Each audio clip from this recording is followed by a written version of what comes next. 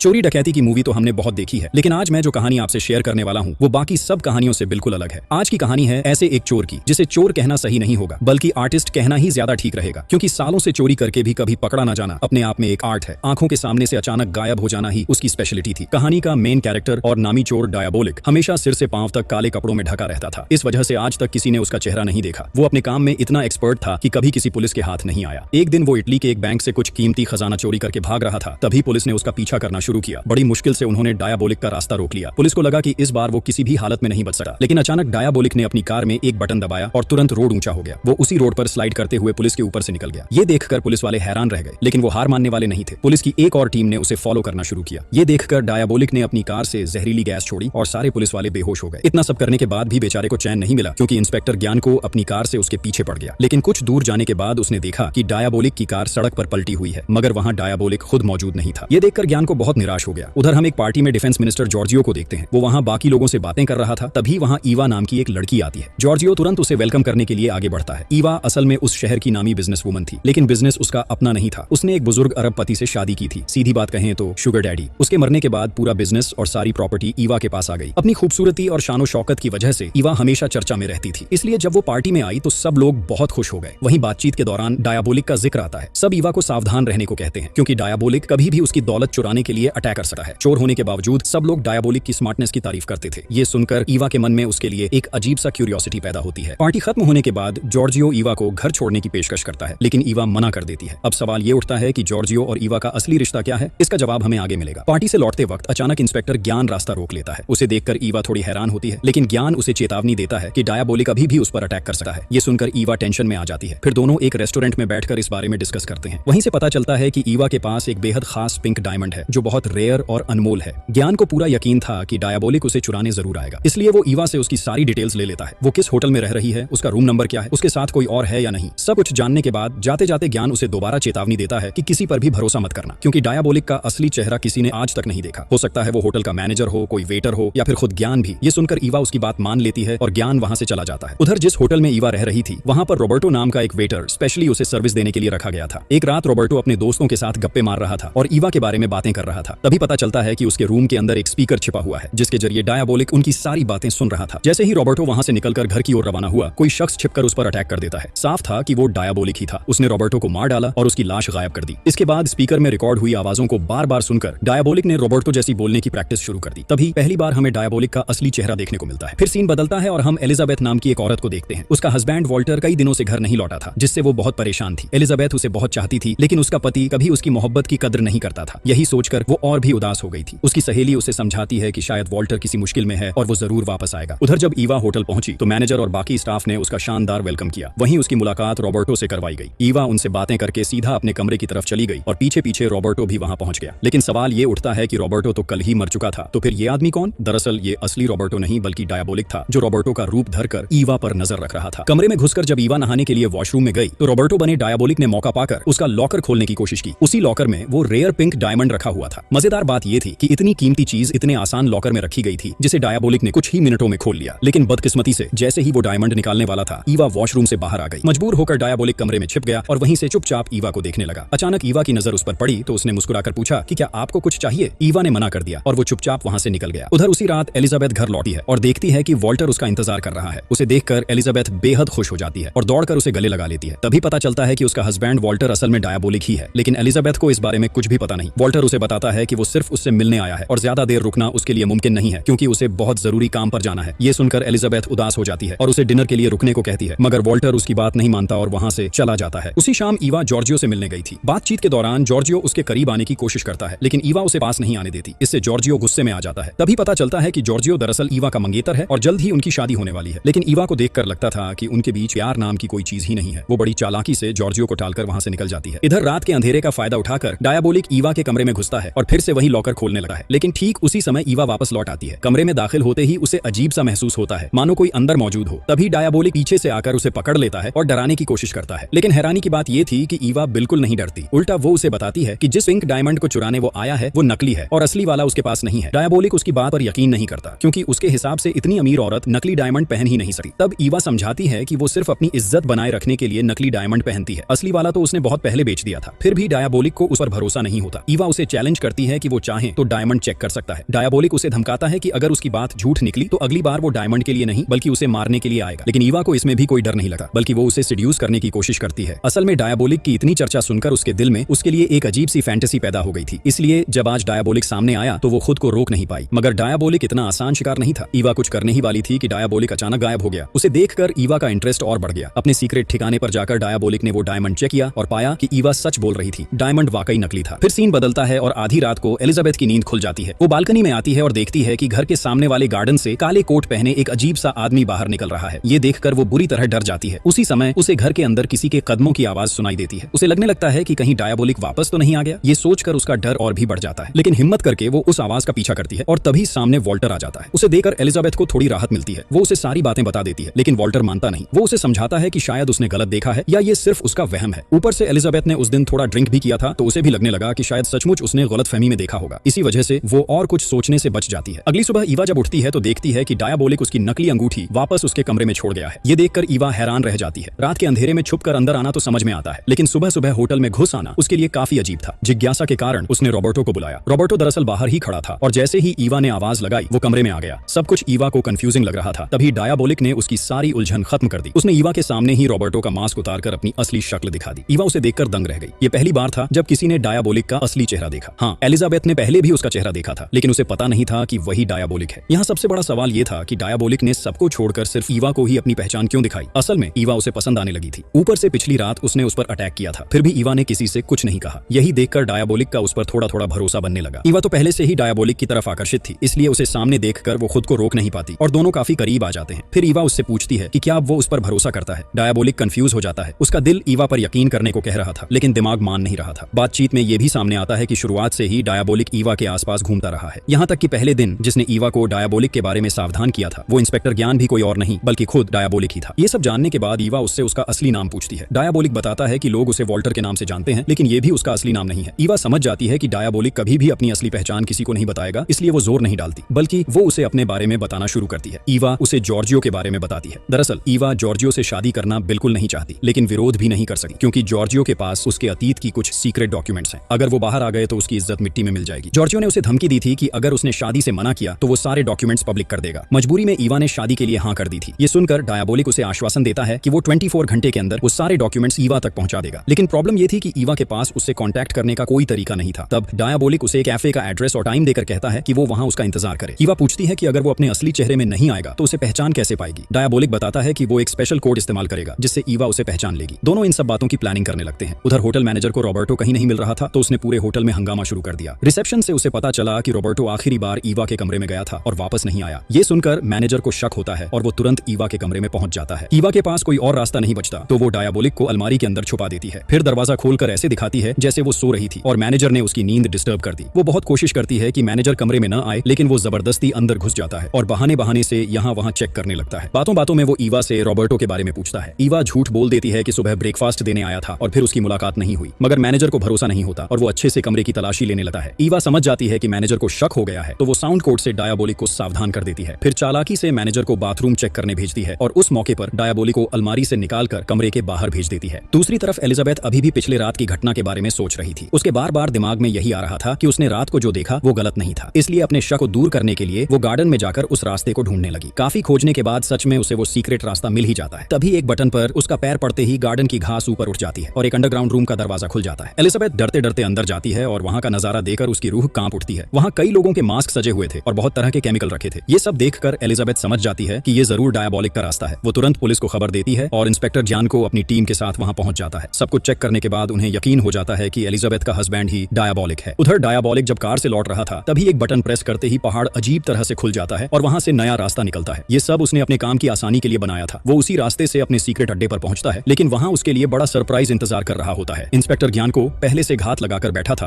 और डायबोलिक पहुंचते ही गिरफ्तार हो जाता है। अगले दिन डायबोलिक के कहे मुताबिक ईवा कैफे में उसका इंतजार करती है, लेकिन बहुत देर होने के बाद भी उसका कोई अता पता नहीं मिलता। ईवा को लगता है शायद वो जानबूझकर नहीं आया। तभी आसपास लोगों की बातें सुनकर वो अखबार देखती है और उसे पता चलता है कि पुलिस ने डायबोलिक को अरेस्ट कर लिया है। उसी दिन डायबोलिक को कोर्ट में पेश किया जाता है। वहाँ ईवा भी पहुंचती है और इशारे से उससे बात करने की कोशिश करती है, लेकिन डायबोलिक एक बार भी उसकी तरफ नहीं देखता, क्योंकि पुलिस का शक ईवा पर जा सकता था। इंस्पेक्टर ज्ञानको की उम्मीद के मुताबिक जज डायबोलिक को मौत की सजा सुना देता है, लेकिन इतनी बड़ी सजा सुनकर भी डायबोलिक पर कोई असर नहीं दिखता। उधर ईवा कोर्ट से निकलकर एक दीवार के पास जाती है और जैसे ही वो तीसरा ईंट दबाती है, अचानक वहां एक दरवाजा खुलता है और उसके सामने एक गाड़ी आ जाती है। वो गाड़ी लेकर सीधे डायबॉलिक के सीक्रेट अड्डे पर जाती है और वहां से 2 स्पेशल केमिकल उठा लाती है। अब सवाल ये था कि ईवा वहां क्या कर रही थी और उसे डायबॉलिक के सारे राज कैसे पता चले। असल में उस दिन कोर्ट में डायबॉलिक ने सीधे उसकी तरफ नहीं देखा था, लेकिन आंखों की कोड लैंग्वेज से उसे बहुत बातें बताई थी। उसी के इशारे पर ईवा ने केमिकल इकट्ठा किया। फिर वो सीधे जॉर्जियो के ऑफिस जाती है। जॉर्जियो उसे देखकर चौंक जाता है। ईवा उससे रिक्वेस्ट करती है कि वो डायबॉलिक से उसकी फांसी से पहले एक बार मिलना चाहती है, लेकिन जॉर्जियो साफ मना कर देता है क्योंकि तब उसे कई तरह की सफाई देनी पड़ेगी। मगर ईवा भी जिद्दी थी। वो जानती थी कि जॉर्जियो डिफेंस मिनिस्टर है, उसके लिए ये मुश्किल काम नहीं होगा। इसलिए वो उसे ब्लैकमेल करना शुरू कर देती है कि अगर उसने उसकी बात नहीं मानी तो वो उससे शादी नहीं करेगी। ऊपर से वो एक्टिंग करती है कि उसे जॉर्जियो से बहुत मोहब्बत है और वो उसके लिए पागल है। आखिरकार जॉर्जियो मजबूर हो जाता है और उसे डायबॉलिक से मिलने की इजाजत देता है, लेकिन शर्त ये रखता है कि वो भी ईवा के साथ रहेगा।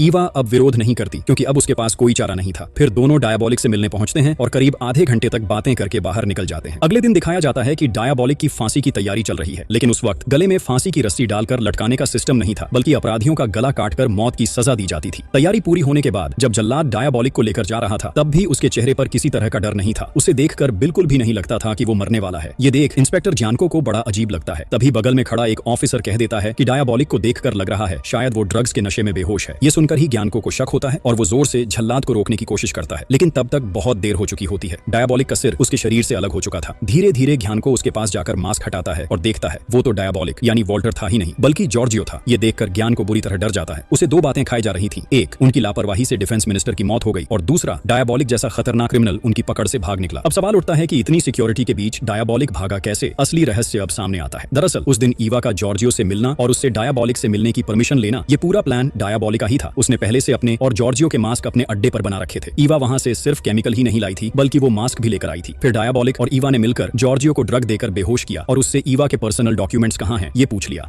वो डॉक्यूमेंट्स जॉर्जियो के पर्सनल लॉकर में थे, जिसका पासवर्ड सिर्फ उसी को पता था। डायबॉलिक ने वो पासवर्ड भी उससे निकलवा लिया। उसके बाद उसे दूसरा ड्रग देकर ऐसा हाल कर दिया कि होश आने के बाद भी वो किसी को कुछ बता ना पाए। फिर डायबॉलिक ने जॉर्जियो के चेहरे का मास्क और उसके कपड़े पहन लिए और जॉर्जियो को वॉल्टर का मास्क पहनाकर छोड़ दिया। मतलब परफेक्ट क्राइम, किसी को कुछ भी शक नहीं हुआ। इसके बाद सीन शिफ्ट होता है। डायबॉलिक जॉर्जियो के रूप में उसके ऑफिस पहुंचकर लॉकर खोलता है और ईवा के सारे डॉक्यूमेंट निकाल लेता है। तभी पुलिस भी वहां पहुंच जाती है, लेकिन उन्हें पहचान ही नहीं चलता कि सामने खड़ा आदमी असल में डायबॉलिक है। उनकी आंखों के सामने से ही डायबॉलिक साफ निकल जाता है। उधर एक अमीर औरत बैंक में कुछ कीमती सामान रखने आती है। चूंकि वो बहुत रेयर और कीमती चीजें थीं, इसलिए सिक्योरिटी को लेकर वो औरत थोड़ी परेशान थी। वो मैनेजर से लाकर की सिक्योरिटी के बारे में पूछती है। मैनेजर समझाता है कि लाकर की दीवारें 3 परतों से बनी हैं, जिसे तोड़कर चोरी करना नामुमकिन है। इसके अलावा लाकर की चाबी सिर्फ मालिक के पास होती है और किसी और तरीके से चाबी हासिल करना पॉसिबल नहीं है। ये सब सुनकर औरत चैन से अपना सामान लाकर में रख देती है और बाहर चली जाती है। लेकिन असलियत में वो औरत कोई और नहीं बल्कि ईवा थी। असल में वो और डायबॉलिक मिलकर उसी बैंक को लूटने का प्लान बना रहे थे। इसलिए डायबॉलिक ने ईवा को वहां भेजा था ताकि वो सिक्योरिटी सिस्टम की डिटेल ले सके। उधर इंस्पेक्टर ज्ञान को भी डायबॉलिक को पकड़ने के लिए पूरी मेहनत कर रहा था। उसने शहर के हर बैंक, हर ट्रस्ट, हर लाकर रूम को चेक करना शुरू कर दिया। उसे पता था डायबॉलिक कभी साधारण चोरी नहीं करता, वो हमेशा सबसे रेयर और कीमती चीजों के पीछे जाता है। आखिरकार ज्ञानको को उस बैंक के बारे में पता चल जाता है और वो उसे प्रोटेक्ट करने की तैयारी शुरू कर देता है। उसने अपनी टीम को शहर की हर सड़क, गली, यहाँ तक कि अंडरग्राउंड टनल्स पर भी नजर रखने का आदेश दिया। लेकिन तब तक डायबॉलिक बैंक पहुंच भी चुका था। हालांकि ईवा उसके साथ नहीं थी। उसने चाहा था कि वो उसके साथ चले, लेकिन डायबॉलिक ने उसे मना कर दिया क्योंकि काम बहुत रिस्की था। वो ईवा को खतरे में नहीं डालना चाहता था। प्लान के मुताबिक वो अंडरग्राउंड टनल से बैंक में घुसने की तैयारी करता है। वहां रास्ते में सेंसर लगे थे, लेकिन डायबॉलिक सेंसर से भी ज्यादा चालाक था। उसने वाटर पाइप खोल दिया ताकि सेंसर आवाज को न पहचान सके। फिर वो बड़ी आसानी से बैंक के अंदर घुसकर चोरी करता है और दूसरी तरफ से निकलने लगता है। बाहर आते ही उसका सामना पुलिस से हो जाता है। डायबॉलिक उनसे लड़ते हुए आगे बढ़ता है और तभी ज्ञान को सामने आ जाता है। डायबॉलिक को देखकर वो तुरंत गोली चला देता है। उसे यकीन था कि इस बार डायबॉलिक नहीं बचेगा, लेकिन उसे क्या पता था कि अब डायबॉलिक अकेला नहीं है। तभी अचानक ईवा पीछे से आकर ज्ञानको पर गोली चला देती है और डायबॉलिक को लेकर वहां से निकल जाती है। ईवा को देखकर डायबॉलिक भी हैरान रह जाता है, लेकिन समझ जाता है कि ईवा उसे अकेला छोड़ने वाली नहीं है। अब वो ईवा पर पूरा भरोसा करने लगता है। ज्ञान को घायल हालत में ये सब देखता रहता है, लेकिन कुछ कर नहीं पाता। कुछ दिन बाद हम देखते हैं वॉल्टर और ईवा को। अब वो दोनों साथ में बेहद खुश हैं। ईवा को इंप्रेस करने के लिए वॉल्टर असली पिंक डायमंड भी वापस ले आता है, लेकिन ईवा को अब उसमें कोई दिलचस्पी नहीं रहती। अब उसे सिर्फ डायबॉलिक चाहिए, इसलिए वो डायमंड को समुद्र में फेंक देती है और वॉल्टर को गले से लगा लेती है। और इसी खूबसूरत मोमेंट के साथ फिल्म का अंत हो जाता है।